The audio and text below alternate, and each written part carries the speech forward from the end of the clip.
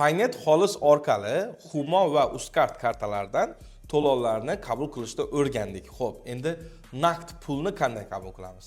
Oldin kassa apparatga urib chek berardik. Endi-chi?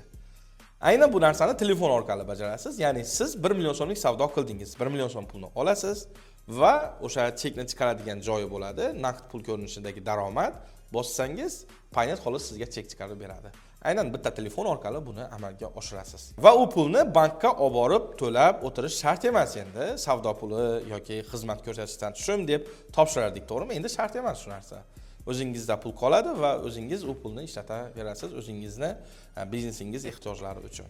Shunga o'xshagan ma'lumotlar sizga qiziqmi? Tadbirkor do'stlarga ulashib qo'yamiz. Meni bu video qancha ko'p odamlarga tarqasa, men uchun ham foydali, chunki menga motivatsiya bo'ladi. Men yanada bundan-da qiziqarli bo'lgan bilimlarni ulashib boraman sizga. Men qiziqarli bo'lgan videolarni ulashmasligim mumkin, lekin bilimlarni ulashaman. Eng trenddagi bilimlarni, xudo xolisa. Rahmat, sog' salomat bo'ling.